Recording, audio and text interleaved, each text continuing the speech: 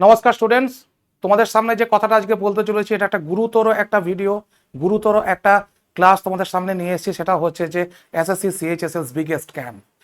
গত কয়েকদিন আগে এসএসসি সিএইচএস এর যখন রেজাল্ট বেরোলো তখন যারা ভালো ভালো পরীক্ষার্থী, যারা অনেক ভালো পরীক্ষা দিয়েছিল, যারা অনেক এক্সপেক্ট করেছিল, তাদের নাম তারা এন্ড লিস্টে দেখতে পায়নি। তাদের নাম তারা লিস্টে কোনো খুঁজে পায়নি। তার একটাই কারণ, বিকজ নর্মালাইজেশনস। এই নর্মালাইজেশনের নামে যে কি হয়েছে কি না হয়েছে কেউ কিচ্ছু জানে না। শুধুমাত্র এটুকু বোঝা যাচ্ছে যে এখান থেকে যে অনেক ভালো ভালো স্টুডেন্টের জীবন শুধুমাত্র 2025-এ তারা যারা লক্ষ্য করেছিল এই বড় পরীক্ষাটাকে কেন্দ্র করে তাদের জীবন উৎসর্গ করেছিল, যারা একটা বাড়ির মধ্যে 10x10 ফুটের একটা বাড়ির মধ্যে নিজেদের লাইফ স্পেন্ড করেছে, তারা না গেছে কোনো উৎসবে, না গেছে কোনো জায়গায় বেড়াতে, তারা নিজেদেরকে ডেডিকেটেড রেখেছে শুধুমাত্র পরীক্ষায় চান্স পাওয়ার জন্য, সেই সব স্বপ্ন একদম মুহূর্তে ভেঙে চুরমার হয়ে গেছে শুধুমাত্র এসএসসির এই নর্মালাইজেশনের জন্য। তো এই কারণে এই ভিডিওটা তোমাদের কাছে খুবই গুরুতর হতে চলেছে। তোমরা ওয়াকিবহাল হও এই সম্বন্ধে যে কি ঘটেছে কি না ঘটেছে। দেখো স্টুডেন্টস, নর্মালাইজেশনের যে ব্যাপারটা বটে সেটা হচ্ছে তিন রকম ভাবে। একটা হচ্ছে ইজি শিফট, একটা হচ্ছে ইজি শিফট, 2 নাম্বার হচ্ছে মডারেট, 3 নাম্বার হচ্ছে ডিফিকাল্ট। একটা ইজি, একটা মডারেট, একটা হচ্ছে কিনা ডিফিকাল্ট। তো ব্যাপার হচ্ছে এই ইজি মডারেট ডিফিকাল্ট সেট কারা প্রদান করে? প্রদান তো করে সেই কমিশনের যাদেরকে যারা দায়িত্বপ্রাপ্ত, অর্থাৎ যারা পরীক্ষাটা কন্ডাক্ট করছে তারা। আগে কন্ডাক্ট করছে টিসিএস, এখন কন্ডাক্ট করছে এডিকুইটি। তাহলে এই ইজি সেটই বলো বা মডারেটই বলো বা ডিফিকাল্টি বলো, এই তিনটে দায়িত্ব কার?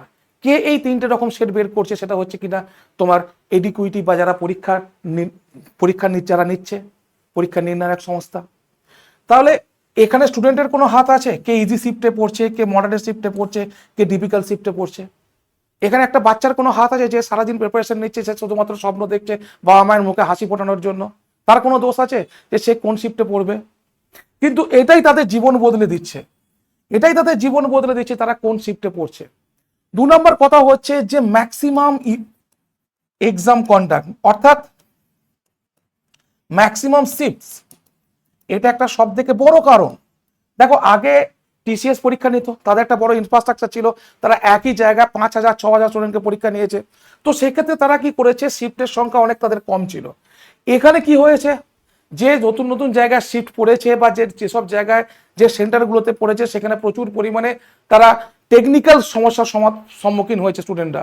তাও তো মেনে নিলাম যে হ্যাঁ, টেকনিক্যালি ডিফল্ট হয়ে স্টুডেন্টরা পরীক্ষা দিয়ে এসছে, কিন্তু শত শত হাজার হাজার স্টুডেন্ট এই ভাবে একটা দুর্দিনের মুখে পড়ে, অর্থাৎ একটা তোমার কি বলবো, একটা কন্ট্রাডিকশন সিচুয়েশনের মধ্যে পড়েও তারা পরীক্ষাটা দিয়ে এসছে ঠিকঠাক, বিকজ তাদের প্রিপারেশনটা ছিল ঠিকঠাক করে। একটা এসএসসি স্টুডেন্ট যখন প্রিপারেশন নেয়, সে 6-7 মাস দিন রাত ভুলে যায়, শুধুমাত্র কোশ্চেন প্র্যাকটিস করতে থাকে, কোশ্চেন সলভ করতে থাকে, শুধুমাত্র একটাই আশা যে এবারে আমাকে কেউ আর সরাতে পারবে না। কিন্তু যেটা ঘটলো সেটা হচ্ছে কি না, ইজি শিফট, মডারেট শিফট এবং ডিফিকাল্ট শিফট, এই জায়গাগুলোতেই সব থেকে বেশি সমস্যা হলো। যারা ডিফিকাল্ট শিফটে পরীক্ষা দিয়েছে তাদের +31 যুক্ত করার কি মানে? এখনো পর্যন্ত টিসিএস যেটা করতো, যে ইজি শিফটে যারা দিয়েছে, তুমি মনে করো 150 পেলে, তো তোমার নাম্বারটা না বাড়বে না কমবে। কিন্তু এই প্রথমবার যারা ইজি শিফটে এই প্রথমবার যারা ইজি শিফটে 150 পেয়েছে তাদেরকে -31 পর্যন্ত করে দেওয়া হয়েছে। তাহলে এটা কোনো মানে হয়? যারা ইজি শিফটে 150-এর মতো পেয়েছে তাদেরকে -31 পর্যন্ত করে দেওয়া হয়েছে, এবং তাদের রেজাল্ট দেখা যাচ্ছে কি না 120, কারো কারো 105-এ গিয়ে রেজাল্ট টেকে গেছে, যদিও সে কাট অফ ক্লিয়ার করে ফেলেছিল ইজি শিফটে। আবার যে ডিফিকাল্ট শিফটে পরীক্ষা দিয়েছে সে ধরো 115 পেয়েছে, তাকে 30 বাড়িয়ে 145 করে দিয়েছে বা 135 করে দিয়েছে। কি ঘটছে এগুলো? ছেলে মেয়েদের জীবন নিয়ে শুধুমাত্র ছিনিমিনি খেলা হচ্ছে, আর কিচ্ছু না। একটা স্টুডেন্ট সে নিজে ঠিক করতে পারে না সে কোন শিফটে পরীক্ষা দেবে। একটা স্টুডেন্টকে নিজেকে ঠিক করতে হয় তার স্লট বুকিং, যেটা একটা কমিশনের দায়িত্ব, যাকে দায়িত্ব যদি তারা করবে, এটা তারা নিজেরাও করতে পারছে না, স্টুডেন্টকে দিয়ে স্লট বুকিং করছে। এই কারণে যে কোনো জায়গায় ধরো দূরে তার কারো সিট পড়ছে, সেখানে কোনো দায়িত্ব নেবে না নির্ণায়ক সংস্থা, যারা পরীক্ষা নিচ্ছে তারা কোনো দায়িত্ব নেবে না। এটা ভেবে যে না, তুমি নিজে তোমার স্লট বুকিং করতে দেরি করেছো, তাই তোমার দূরে পড়েছে, এটা তোমার দোষ। আমরা ফর্ম ফিল আপ করছি ঠিকঠাক করে, আমরা স্লট বুকিং করছি ঠিকঠাক করে, পরীক্ষাও ঠিকঠাক করে নিতে পারছে না, পরীক্ষার পরে এরকম চলে যাচ্ছে নর্মালাইজেশনের ব্যাপার। তাহলে এই যে সিএইচএসএল এর যে নর্মালাইজেশন হলো, এবং এখানে দেখা গেল প্রচুর স্টুডেন্ট যারা 100% যারা আশা করেছিল যে তাদের সিলেকশন হতে বাধ্য, তারা এখান থেকে ছিটকে গেল। আর পেলো কারা? যারা ডিফিকাল্ট শিফটে পরীক্ষা দিয়ে যারা একটা ফ্রাস্ট্রেশনে চলে গেছিল যে আমাদের আর হবে না, তারা হঠাৎ করে এনলিস্টেড হয়ে গেল। তাহলে এইগুলো শুধুমাত্র কার কার কার ভুলে হচ্ছে? একটাই সমস্যা, সেটা হচ্ছে যারা পরীক্ষা নিচ্ছে তাদের সমস্যা। এসএসসি কি জোরহাত করে অনুরোধ করছি যে এইগুলো করলে আরো স্টুডেন্টের ছেলে তাদের জীবন নষ্ট হয়ে যাবে। যারা ভালো করে পরীক্ষা দিচ্ছে তাদেরকে অন্তত ঠিকঠাক সিলেকশনটা পেতে সাহায্য করুন, আর কিছু নয়।